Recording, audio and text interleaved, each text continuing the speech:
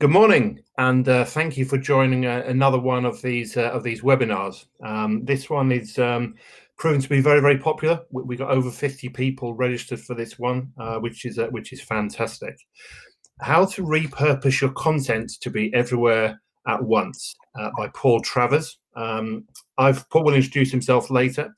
I've known Paul since, showing our age now, probably 97, 98, when we worked in property in Clerkenwell. How I wish I'd had a spare 150 grand to buy a one-bedroom flat in Farringdon at the time. I want to say a special thank you to our sponsor for this event, Nicole Billum from Wild Bird Marketing. I've known Nicole for about a year. Wild Bird was set up in 2019. Nicole spent 13 years at the ITV in the commercial team, and she wanted to use her experience to create an agency that really reached the heart of her clients' businesses and help transform their marketing approach. I've worked with Nicole in the past on marketing strategy, and I can certainly say that they have achieved that objective. And again, thank you, Nicole, for promoting this for me. Paul, could you advance the slides? Sure. This is me. Most of you who've been on one of my webinars will know me.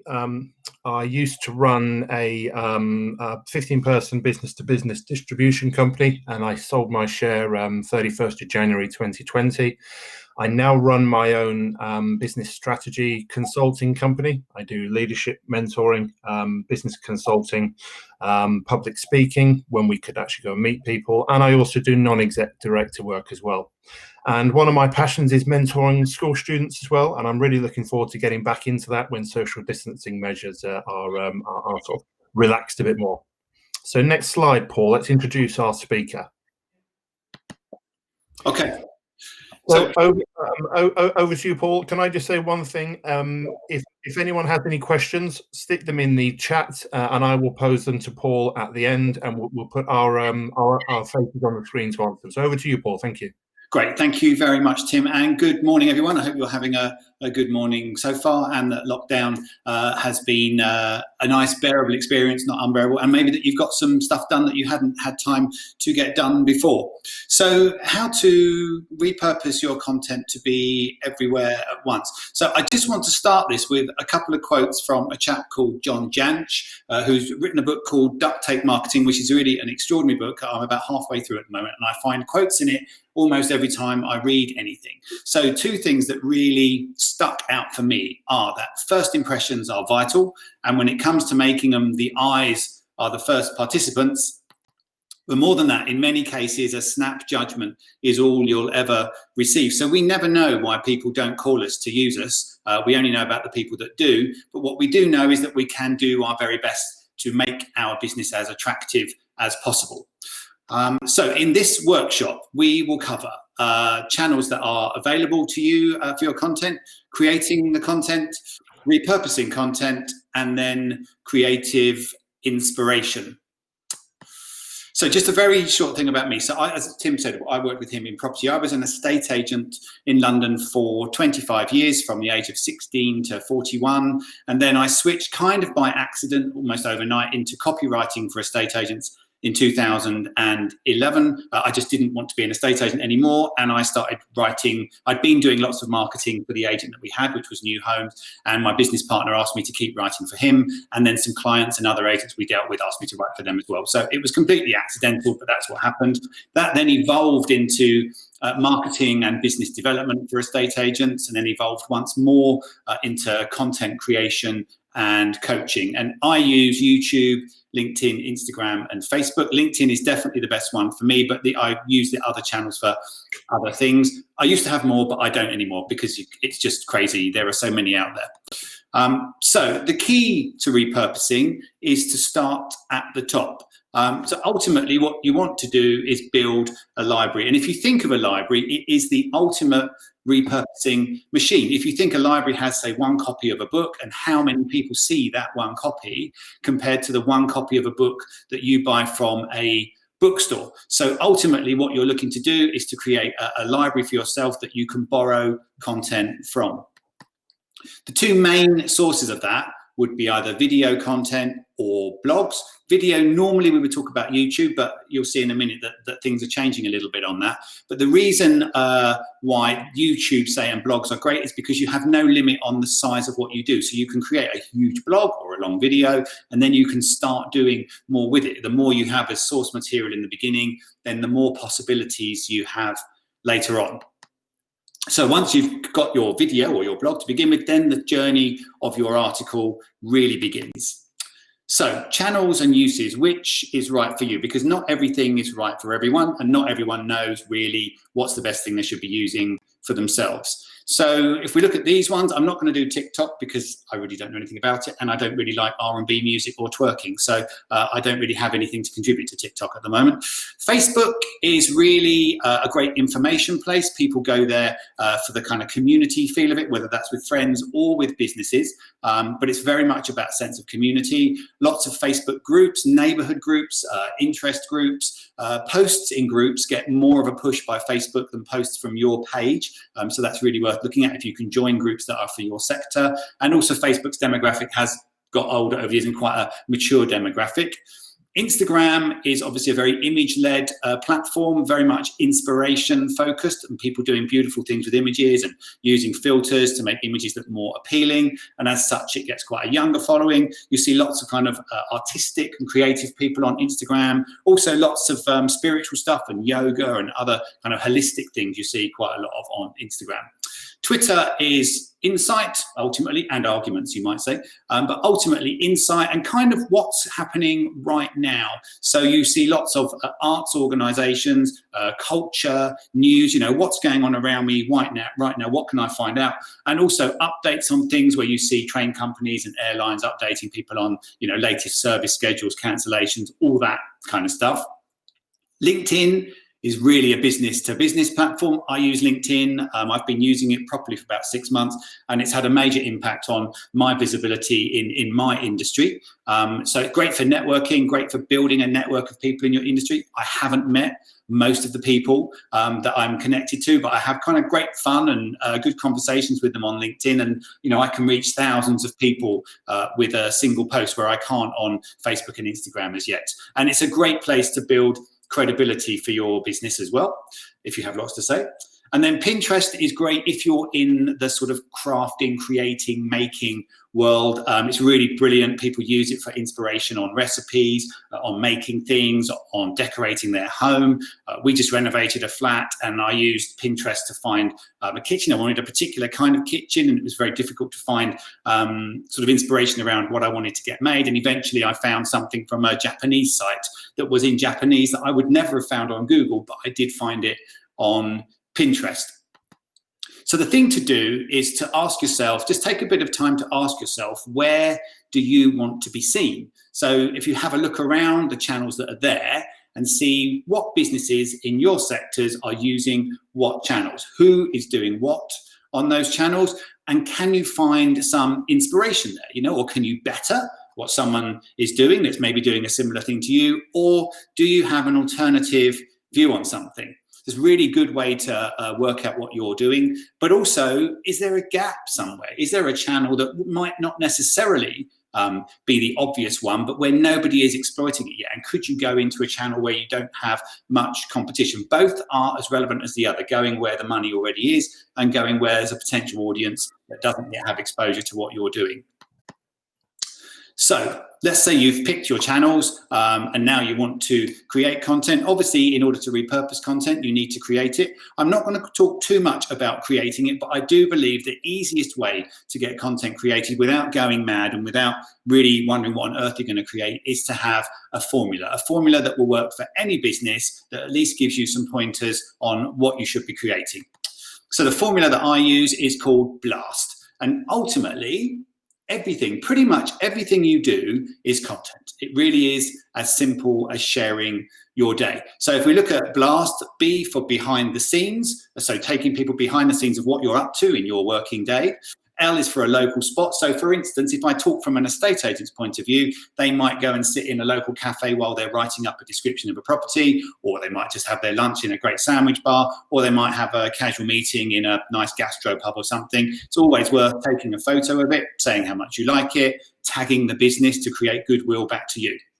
The sneaky peek, well, again, for estate agents, this would be about telling people that a property was coming on the market, but not actually using the marketing material for it. So maybe saying, oh, I love this fireplace at this house and we're going there next week to take a photograph. But giving people an insight into what you're doing in your business coming forward. So next week I will be doing this. In 2 weeks' time, I'll be launching this product, whatever.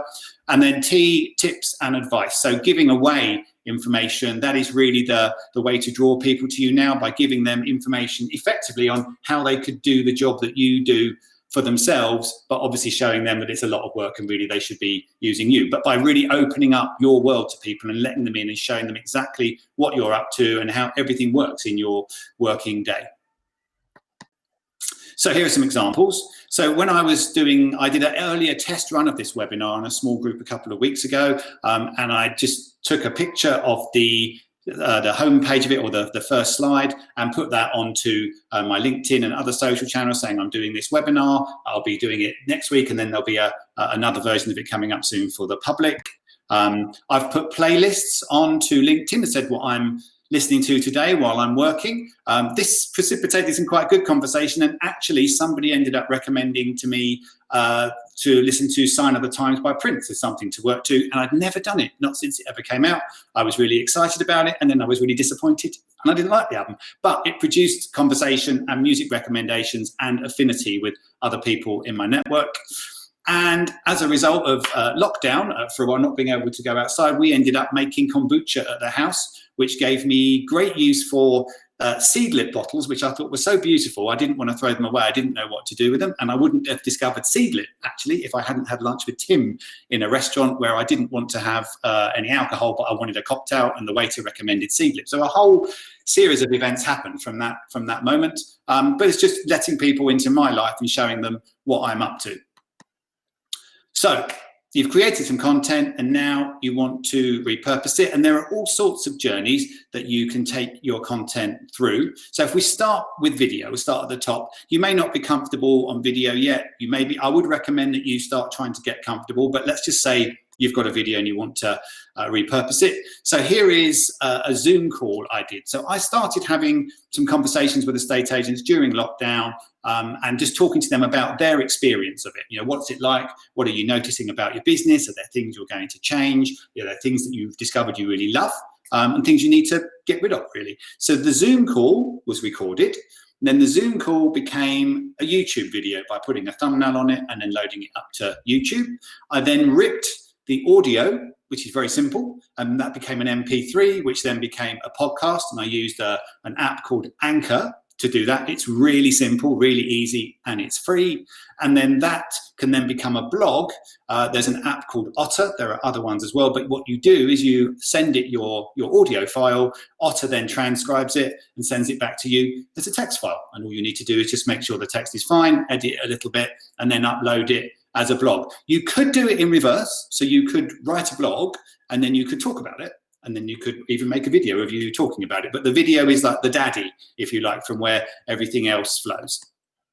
But things are changing with video, because you may know this, but Facebook doesn't like you posting links outside of its platform. And the platform it hates you posting links to the most is YouTube. They are arch enemies. So there are other ways of dealing with video that may work better for you. So if you've never done a Facebook Live, you can do this by, if you're going to create a post, instead of writing text, you go down. If you look on the left, you can see the red circle around Go Live. You make the live video, and then it goes up onto Facebook. But crucially, if you look over to the right, you can then download that video, and then you can start doing other things with it. And you could then maybe, if you did one from your computer, which you can do as a Facebook Live, it would be landscape in format, and then you could upload that as a video to YouTube. But a Facebook Live is the #1 content that Facebook will push. So if you want to reach as much of your audience as possible, a Facebook Live video is the way to do it. You can also do exactly the same thing on Instagram. So you can just go down to your camera button on Instagram when you're doing a post, you swipe to the left, I think, and you hit the live button. You start talking, and then you just at the end, you end it, and then you decide to download it from there. And then you have your content to then go and send off to Anchor to make a podcast out of it, or Otter to make a blog. So let's get on to blogs then. If you've now got your text, what are you going to do with it? So here is a blog's typical life. It's not very long, really. You post it and then you forget about it. Maybe you hope that someone will read it. That used to work quite well, and that used to work very well for me in around 2011, 2012, when I first started trying to attract new clients outside the people I knew. But what I've noticed is that my blogs no longer have the same kind of independent traction that they used to have, because there are so many blogs out there. So really, you need to start setting your blog to work. So here is your source material. It's live on your site. It's on the main blog page of your site. People can read it. But how are you going to get people to it? So the thing to do is to give your blog wings. And this is really where it comes to how you write the blog. So rather than a short blog that's kind of just written in one lump and then you post it, try writing your blog into sections. Number one, you'll find it easier to write it. So Google tends to like blogs that are about 1,000 words or more. Between 1,000 and 1,200 is good. Much below 1,000 and it starts to lower your authority, but it also means you have less comment to work with. So if you divide it into sections, so 150 words, 200 words each section, it makes the blog much easier to write, far less overwhelming, the prospect of writing 200 words, and you can add to it later. It makes them easier to read for people with different headings. So rather than a wall of text, they get a more inviting page. And then it makes it easier for you to repurpose into multiple posts later on. So here's an example of a blog that was written recently for estate agents. So what next? Will the property market open again? It was written about 3 or 4 days before the Prime Minister's announcement that he was that the lockdown was going to continue. But then 2 days after that, he suddenly said, or suddenly it was out there in the news, that estate agent could go back to work. But nonetheless, this blog speculated on what might happen, whether lockdown continues, whether we suddenly had a bounce back, if there was some short-term uncertainty, or if we went into a longer economic downturn. So immediately we have 5 posts, because we have the whole blog, and then we have 4 sections within it. So here is that blog. Actually, we got 6 out of it because I used little bits of a section. So imagine the big image is your blog title image, and you can also use that as your Facebook cover image, so your Facebook changes whenever you do a new blog. Then you can make a little thumbnail image for each of the sections. So on this one, you see we have a main article, and that was all posted into Facebook. It was used as the URL and the LinkedIn and Instagram profiles. There were 5 sections that could go up to Instagram and Facebook, and having a different image each time, and I'll come on to how easy that is to do, it gives it a new lease of life each time. It's fresh. It's not the same picture that people see. It's very easy for people to just delete in their mind when the same picture comes up. They just think they've seen that before.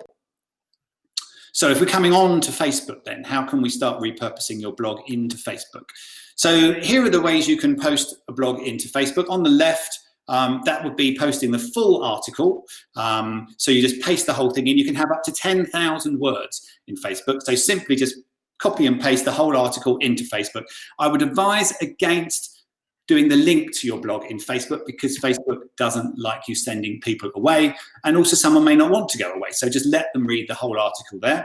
If you want to get more out of it, then the middle one is simply a section. So this was a blog on selling your property in winter, and one of the sections was about keeping nature under control in the garden. So we simply put a picture of some mulchy leaves and pasted the section in there.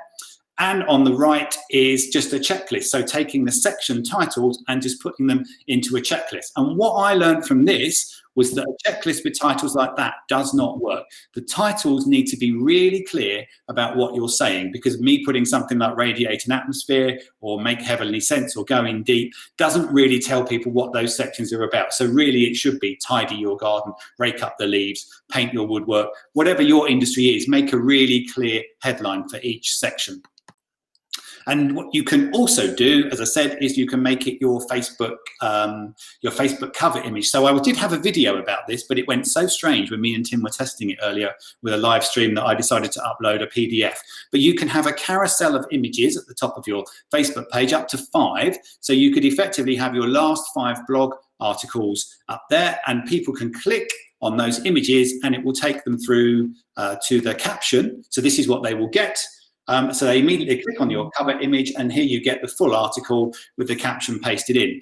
And there's a clever workaround here. So I said that Facebook does not like you sending people away from the platform, but you can beat it at its own game. You can put a link to your blog page in the caption for a Facebook cover image, because Facebook can't demote the post because it's not a post. It's just the image at the top of your page. So you have a way of getting people to go and read more of your articles and send them away from Facebook without being penalized for it. Let's go on to Instagram. So you probably know that Instagram doesn't allow live links in the post, so you can't actually send people away from it anyway, even if you wanted to. So you have to work slightly differently with your posts. So these are ones for some agents. So if we look at the one on the left, it says 7 seconds to make a first impression. So it was just a text, the title of the blog written into a square for Instagram. If you look the next post across, the second from left, all we did here was we took a screenshot on a phone of their blog page, the main blog page with different articles, and then made it a post on Instagram and just said to people, go to the link in our profile to get to our blog. The third one across, E11, you can see the color blocks. So we just made color blocks with blog titles, just to make them stand out from the page. And then again, people click on those, get a short summary, and it tells them to go to the profile. And then on the right, you can see in your profile text there, you would have your little text about you, and then on E11's page it says read the latest on viewings and moving, and then there is the blog title. And every time we have a new blog, we change the URL in their profile pic. The last place you want to send people to, really, in anything you're doing, is to your homepage, because it leaves people not quite knowing where they should be going. So always send them to a specific page if you can. Finally, email. If you don't have an email list, I really recommend you put one together, because your email list is your business's most valuable asset, because you own the data and you can target specific individuals. You can do Facebook advertising and Instagram advertising, and you can pick audiences, but you can't pick people. So your newsletter, you can include your blog articles, you can include your videos, you can include your social media posts. You don't even need any new content, because different people consume content in different ways. Some people who subscribe to your newsletter may not see your YouTube channel, or may not hear your podcast, or may not read your blog. You don't know. So this gives you an extra bit of your armory, if you like, to reach more people. So you can stay in touch with previous clients. One of the biggest problems for agents, probably for every business, is once you've sold somebody something, if you like, once you've had that client customer relationship, then you move on to new customers, and the old ones, the service is over and they tend to get forgotten. But obviously, repeat business is better than any other sort of business. So you can keep previous clients updated and stay in touch with them. You can update your present ones with what you're going on with, and you can also what you're up to, and then you can nurture future clients. So you can build some kind of rapport and respect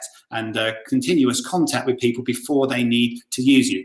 And it doesn't matter how big your email list gets, it's no more work to send that email. And you can start for free. There's a platform called MailChimp. There are lots of them. I find MailChimp the most simple, the least techy. You can have up to 2,000 contacts in your mailing list before you need to start paying any money. And MailChimp also has templates, so you don't even need to be a designer.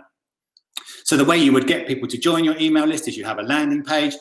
I needed no coding skills for this. It's very straight, free landing page to make. Simply put a picture of my newsletter in, the reason why people subscribe, a subscribe box, and that's it really. And as I say, you own the data, and all you need to do is keep driving people to your page, produce a great email that you love, make it memorable, make it worth people's while, and you will never lose touch with anyone, and you stay firmly in their minds. So how do you grow it? GDPR has frightened people off. It really has frightened estate agents off completely. But it's a perfect excuse to get back in touch with someone if you're going to start doing an email newsletter. So you let them know about it. You tell them what's in it for them. You say you love their feedback on the first edition. For agents, it was about local market news, local happening, tips and advice on moving. Any kind of inspiration and insight to your sector is really great. So you can call people up and say, hello, I'd love to get your feedback on my first newsletter. You could drop them an email, you could send them a text. But you can also put an invite in your email signature as well, and in every blog. So everything starts to feed into each other without you actually having to do anything. You can just have a very simple standard sentence that you paste into each of those things.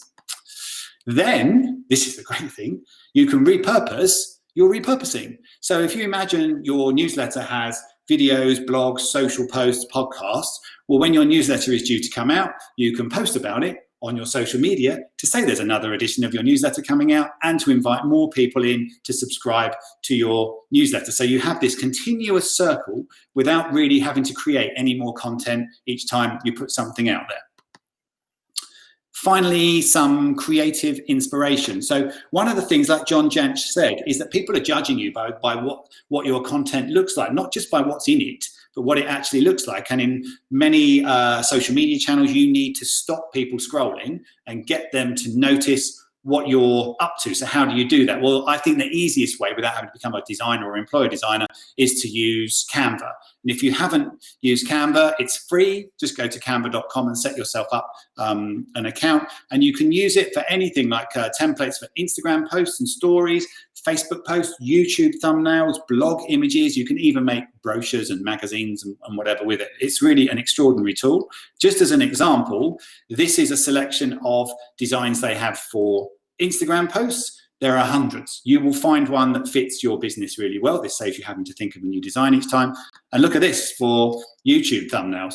Just hundreds and hundreds more. And you will find this for every sort of post. So I recommend that you just go to Canva. They're also divided into segments. So you'll have some saying, creative thumbnail, sports thumbnail, whatever kind of topic you're in, marketing, and then find something you like and then just run with it. No graphic design needed. You don't need to design. All you need to do is just type in the text that might be, say, the title of your post or your blog image.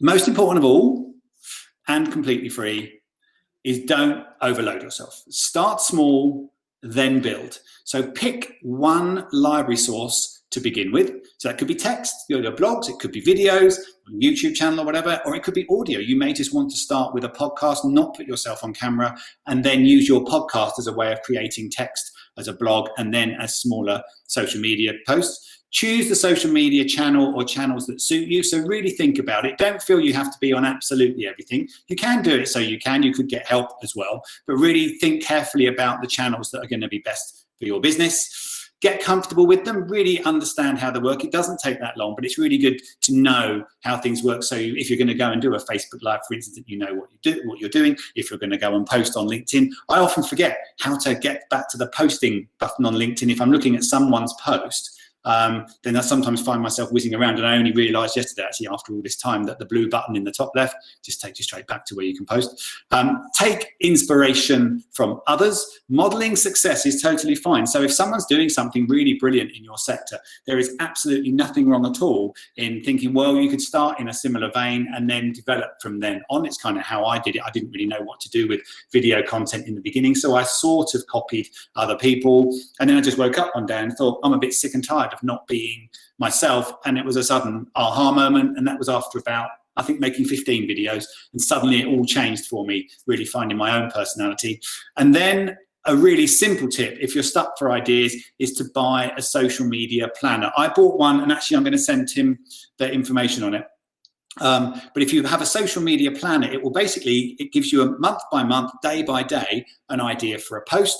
And the one I have, quotations and questions are great things for social media. The one I have has an idea for a post every day, plus it comes with a selection of questions to ask and a bunch of quotes to use as well. So if you're ever feeling stuck, you don't have to sit there and suffer in silence. You can just take inspiration from that and then make a post based on the suggestions in the planner. And there you go, you've got something. Because really what you need to make sure is that you're showing up every day. More than anything, consistency is what wins with creating content. If people know that you're going to be there every day, even if they're not commenting, even if they're not liking and sharing or whatever, trust me, they are watching. I've had plenty of comments with people saying, oh, I've really noticed this and this. I had a friend message me yesterday, haven't spoken to her since November. She said, oh, I'm so sorry I haven't been in touch, but I see all of your LinkedIn posts. She has never once commented or liked on any of them, but it doesn't mean anything. It doesn't mean it if people aren't necessarily liking. There are loads of posts that I see that I think are good, that I don't necessarily hit the like button on, or that I make a comment on. So don't worry about that. But showing up every day is the key to absolutely everything. And there we've reached the end at 29 minutes and 59 seconds. Very good, Paul. Very good. Thank you. Yeah, that was fascinating, and certainly I learned a lot in that. I learned a lot from Nicole from Wild Bird Marketing when we met in March, and certainly she recommended Canva. Let me see if I can stick our ugly mugs on the screen. There we go. Hello. Hello. Lindsay was asking a question, which planner is he talking about? Well, Lindsay, I'll let Paul answer that, but send it to me and I will stick it in the follow-up email that everyone will be sent automatically. So, Paul, can you answer that question? Yeah, it's a chap called Blake Bayus, which is, shall I just type that in? I found it really useful. I don't use it every day because right now I'm having quite a good time with creating ideas, and actually you'll find this as you go on. Once you hit a roll, then it suddenly becomes very, very easy. But this was so useful to me in the beginning, and it's a whole year, and I think you can actually buy a second year as well at the beginning, so you've got 2 years of ideas coming up. So there you go, that's in the chat. Okay. Now this is an interesting question. How best to incorporate the link to my blog in Facebook without Facebook demoting the post? You can't. Well, if you do a post that is about your blog on Facebook, I would say don't in the first instance. Let's say in the first instance, don't put a link to it. Just allow people to read it as a post. But what you can do is, as I said, you can change the image at the top of your Facebook page, your Facebook cover. You can post the image for the blog there, and when you save the image, you can then, I think you press edit image, and then you can paste in the blog there as a caption, and then you can put at the end of that. Should I go back to that slide? Would that help? Are we still? Yes, you might do. Yeah. Let's have a look. Where were we? Here. So here's the top of your Facebook page. So this agent has their last 5 blogs, which is why you can see the motion blur there, because it was caught mid-video sliding across. And the little dots at the bottom of the picture there are so people can see that there are more images, and there's a left and a right arrow so they can scroll. And then when you add the caption into that image, this is what you get. So I say you can put 10,000 words in. And then as you can see here, there's a link here saying you can read more articles. On our website here. So there's no way of getting around Facebook demoting your post if you put it in as a link post. You can do it, but I wouldn't rely on it as your only way of doing it. It is another way of posting. So if you've already exhausted the other options, then do it, but I wouldn't necessarily do it as the way to get the most traction for your Is it okay to post a link to your blog on LinkedIn and Twitter to drive people to the site? You can. LinkedIn will also throttle the reach. So you don't get as much words. You don't get as many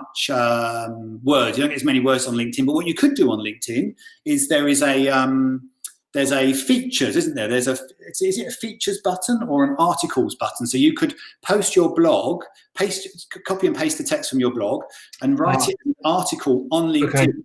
And then LinkedIn will tell your whole audience that you've written an article and it's there, and it will not throttle the reach of that. I think that's where I've been going wrong, because it's kind of, error 101 is like, you got to stick links to your website everywhere just to get people back to it, but obviously if they're downgrading those posts, that's not the right thing to do. Okay. None of them want you to send people anywhere but there. So really it's a matter of how much can you get on that platform. And the articles one is I'd forgotten about that actually, but the articles one I haven't posted a blog as an article on LinkedIn for a long time. LinkedIn articles. A really good way of getting a much wider reach for it. Yeah.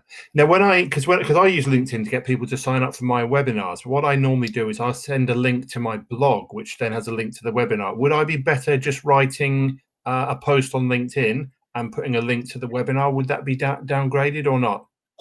The way I've done it when I was recommending people watch this webinar was I wrote some text in the post saying that there's a webinar, and then I put the link to the webinar in the comments. So I didn't put it as the post. Now I did wonder why you did that, Paul. Yeah. So so I put link in the, so you put a little thing at the bottom saying link in the comments, then you press publish, and so LinkedIn then starts sending it off everywhere, and then you can make a comment and say sign up for it here or go to my blog here. You will give your post better reach. Okay. Are all of the artwork templates available on Canva free to use with no copyright issues? Everything on Canva, the free ones are just free, yeah. There are some pro ones as well. Most of the design templates are free, but I pay for Canva because there's some more stuff I wanted to do, and it's 10 quid a month. But there is more than enough, promise you. There's more than enough that is free on Canva for you to be able to set up something that looks really smart and yeah, really, really good. There are also images, so if you want to use some photography, just a quick thing on photography and images, which is to steer clear. You know those strange like plastic people images you see, like little models people holding a key, or these things that are clearly not a real photograph. Yeah. I would avoid those like the plague because they really scream, I couldn't be bothered to find a decent image. So use photography. The ideal thing would be as if you use your own photo. So I really recommend actually just when you're out having a walk or going to the supermarket, whatever, is just take pictures of things while you're, while you've got your phone with you. So you've got some original imagery for your blog. You can find decent stock images, but having a completely unique image is a really good way to have your blog never look like anyone else's. Okay. Here's one for you. That's what one of our old bosses used to say, wasn't it, before he posed a question? Here's one for you, Paul. Oh, you Philip? Yes. Yes, yeah. Instagram stories. I don't get it. What's the point in Instagram stories, and would you recommend doing them? Yeah, so let's just show you. People can see the camera, yeah? Yep. So I will show you the reason. So at the beginning, I was like, what's the point in a post that lasts 24 hours? That's what I think. I don't really understand why I would want to do a post Might as well go on Snapchat. Yeah, but if you, let's look at, say, let's go to the Modern House, because they use stories. Sorry, 1 second. Just going to get there now. So the idea is that don't think of your story as just a 24 hours. Instagram promotes stories more. And it's because my Wi-Fi's turned off. Instagram promotes stories more. But what you can do is you can use your stories to, yes, it's going to work now, I think. It's funny when you want to, that'll teach me to turn my phone off. I did that so it didn't ring while we were having the presentation. So here we go. So if we look here, you can see these round little buttons at the top of their feed. Yep.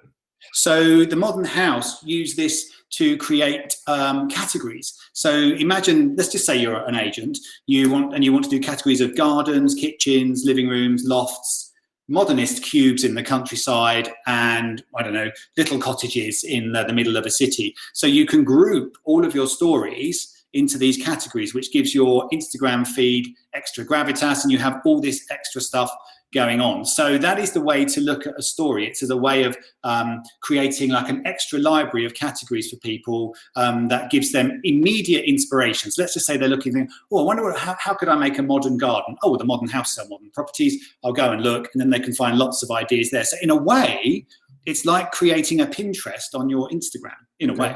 And that would work, I suppose, for any company that sells any type of product, because I know we have, I've seen the sign-up list, I know we have a fair few people in the valve engineering sector. A lot of them get very, very excited about massive, shiny stainless steel ball valves and things, and I do as well, actually, and fascinating pieces of engineering and all that sort of thing. So that would work well in those instances as well, wouldn't they? It sounds, yeah. I get it around construction materials, like you see kind of like the rather than the finishes, the kind of the structural bits to it, supports and whatever. Yeah, like girders and frames and things. So yeah, it makes great photography actually. So yeah, you can use it for that. You can do it to highlight products you sell. If you sell valves and you sell, I don't know, let's say you sell taps and you sell showers and you sell beer brewing stuff, whatever, you can have them all highlighted as your stories, and then your stories, you can swipe on them and link through to the product. Yeah. And one other thing, again, this was that Nicole said to me as well, is to use images and videos of yourself, because people, I certainly from my own experience, would buy into a person more than they do into a brand. I mean, I know obviously brands like Apple and Nike are big brands, but if you're, you know, a smallish business, people want to buy from a real person. So using images of yourself is good, and things that you're doing, I would recommend as well. Yeah, absolutely. And you know, say the platforms will push video more than they'll push a still image, and they will push a still image more than they will push a plain text. So those are that's your hierarchy, if you like, in getting the most out of the platforms. If you're not comfortable with putting yourself on camera, there's an app now where you can convert your audio into it's like a text video. Yeah, so what you're saying actually goes through as text. That would then be uploading a video, which would then give you extra reach on your post.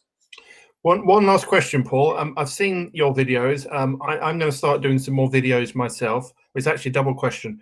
What's the best video editing software? And also, how do you get the words along the bottom of the screen? Because I think statistics show that most videos are watched in silent, aren't they? Over 80% of people don't listen to what you're saying. Okay. It's crazy, right? So maybe they're on a train or at the dinner table, and you know they're happy to be rude and look at their phone, but not to have any sound coming from it. I don't know. Nonetheless, that is the way to do it. So I have just discovered, it's really good actually, a thing called Veed. So how I edit my videos is I've only just started editing them, and I use iMovie because I have a Mac. People with Windows or whatever might use Premiere Pro, but there is a free version called Rush, Adobe Rush, and you can put it on your phone and you can edit it all on your phone. But I find this program called Veed, V-E-E-D, 20 quid a month. And what it enables me to do, so you think of a video is in 16:9, yeah, so landscape or cinemascope, if you like. With Veed, you can create the frame as a square, and then you can just literally drag and drop in your rectangle into the middle of the square. And you can also add a title at the top, so the name of your post, and you can also type in subtitles underneath. And with Veed, it will you have options. You can either make the subtitles in an external program. Veed will transcribe your video for you. Or I find that I speak in a way that confuses the transcribers. I don't know what it is, but there's something about what I do that just sends them into heaps of confusion. And I end up editing forever. But Veed has a function where you can just type in your subtitles as you go along. So you can just listen to 10 seconds, pause it, type in the words. It's really good. Excellent. Okay, that's it. We got no more questions. That was really good content, Paul. The presentation will be emailed around to people. So Paul, if you could get me the link to the calendar, platform, and I shall stick that in the email that everyone else gets, and that's it. Brilliant. Well, I hope everyone found it useful and got something out of it, and that you have a wonderful day and go on to create streams of remarkable content. We will without the overwhelm. Amazing. Cool. Thank you very much, Paul, and thanks everybody for joining. Have a great weekend. See you. Bye-bye.